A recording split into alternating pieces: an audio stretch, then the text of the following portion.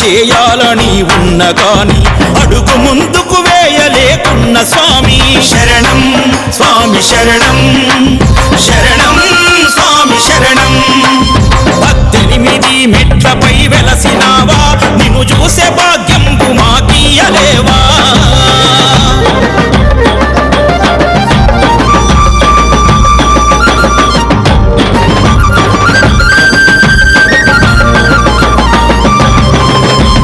మనుషులందరూ నన్ను కించపరచంగా నీవే దిక్కని వేడుకున్నాను